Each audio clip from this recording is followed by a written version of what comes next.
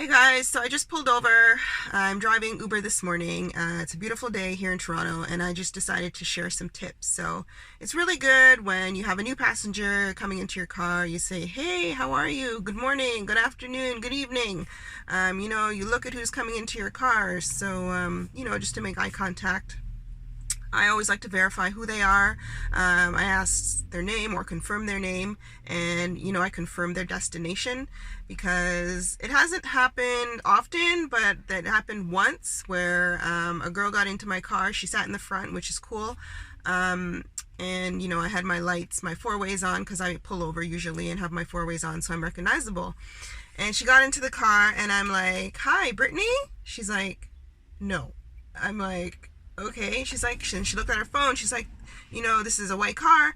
But then she checked the license plate, and it was the exact same model, the exact same car, but it was the wrong person. So she got into the wrong Uber. Her Uber was just maybe two cars up.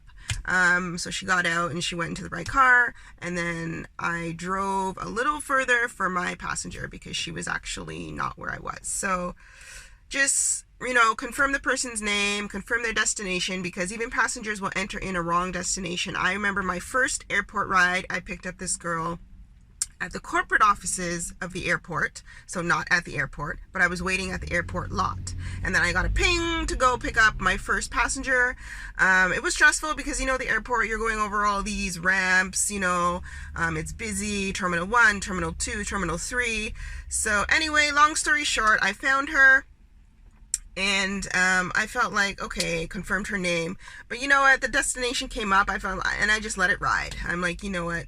She seems very cool. We started talking right away. She was actually, an Olympian. She played basketball from Toronto. So we just hit it off right from the get-go because I was an athlete too. So driving along the highway, and she's like, "Where are you going?" I'm like, "I'm going to Brampton." And then confirmed her address. And she's like, "No, I want to go to Mississauga." I was like, "Okay, but you entered in this address." And she's like, No, I entered in the wrong address." I was like, "Okay." So I had to get off the highway, park up by a gas station. Then she tried to edit her address in the app, and it wasn't working. So I got her address, and then I put it into Google Maps, and then I was able to continue the ride. But the whole time I was driving, the Uber app was saying, "Turn back, turn around, turn around, turn around," because it was taking me to her original destination. Because we couldn't fix it. We couldn't edit it, the app, because they have to edit it on their end, right? The driver can't do that. So long story short, finally we were able to drop her off at the hairdresser where she was going. And then just before I got there, the Uber app said, "Drop off your passenger now. Drop her off now."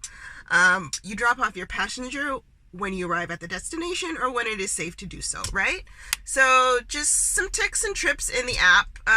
If you want to get longer rides, it's a good idea just to hit that magnifying glass in the app and set destination. So for example, you want to go somewhere, I don't know, to another city or another town, or somewhere that's far away, like maybe an hour or an hour and a half away. Put in the address, and then you head in that direction, and you're going to pick up rides along that route. So it could be 40-minute rides, it could be 1-hour rides, but at least it would be longer, more worth your time than doing short rides in the city, right?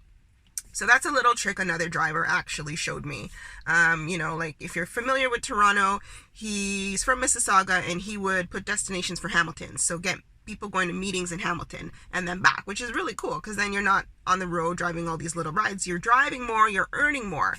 So that's another tip that I learned. And just maybe having some water at the front of your car. If somebody asks for water, it's good to hand it to them. They really appreciate that. If they're thirsty or they're feeling parched, or they have something in their throat they need to clear out, rather than having it there all the time, just keep it up at the front of your vehicle. It's a really nice gesture to have. And tips too. Like, tips are nice. People leave tips all the time, different amounts, which is great. It usually shows in your app the total for tips at the end of your week or at the end of your day. So that also adds to your earnings. So that's really cool. Different times to drive. A lot of people like to drive mornings because of surge pricing, and then afternoon rush hour. I like to drive afternoons and evenings in the night because I don't know, people are more relaxed. I find people aren't rushing to go to work, and I'm more awake because I'm not a morning person. I'm an afternoon and evening person. So you're taking people home from work, you're taking people to events, basketball games, baseball games. People are traveling to the airport. It's just a different vibe, and it works for me. So you got to drive at the time that works for you. Everybody has a different schedule. Maybe you have no schedule, which is great. Uber's great for that. You turn the app on and off anytime you want. All right, guys, so those are my tips for the day. Hope you've enjoyed them, and check out my other videos for more info. Take care. Bye.